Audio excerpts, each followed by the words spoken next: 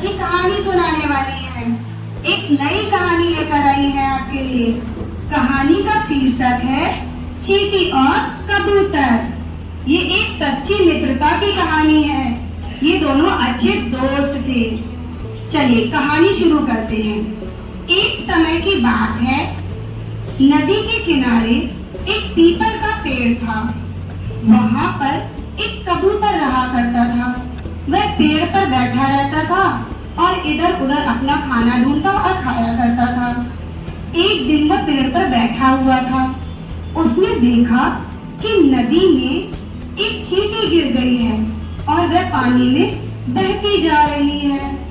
कबूतर ने सोचा ऐसे तो ये चींटी मर जाएगी। कबूतर को चींटी पर दया आ गई। उसने सोचा इसे बचाने के लिए कुछ करता हूँ मैं। उसने इधर उधर देखा और फिर एक पेड़ से पत्ता तोड़ा और उसे पानी में फेंक दिया। पत्ता तैरता हुआ चींटी के पास चला गया और चींटी उस पर चढ़ गई।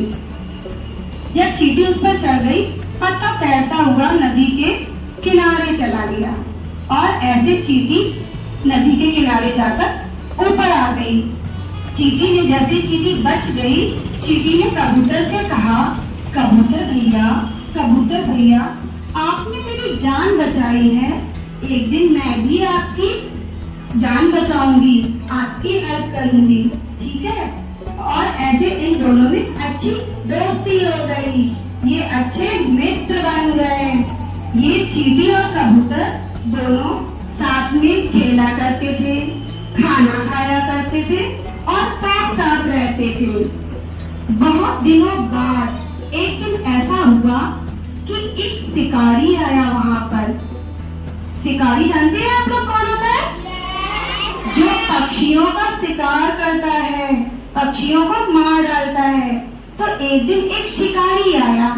शिकारी इधर उधर घूम रहा था, देख रहा था कि कहीं कोई पक्षी मुझे दिख जाए तो मैं उसका शिकार कर लूं। उसने देखा कि अरे उस पेड़ पर तो एक कबूतर बैठा हुआ है जिसका मैं शिकार कर सकता हूँ।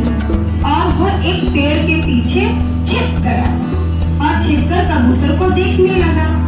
चींटी भी ऐसे ही जमीन पर इधर उधर घूम रही थी। चींटी ने देखा कि अरे ये कौन खड़ा है यहाँ पर, ऐसा लगता है कि ये कोई शिकारी है। तब तक उसने देखा कि शिकारी जो है मेरे कबूतर पर निशाना लगा रहा है, जो कि मेरा मित्र है और ये इसको मार डालेगा।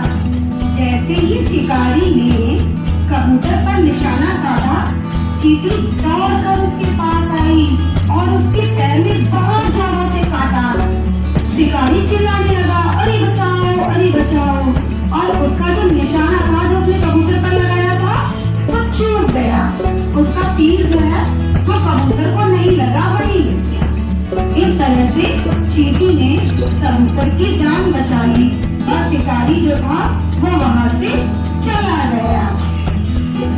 शिकारी वहाँ से चला गया और चींटी और कबूतर दोनों बच गए।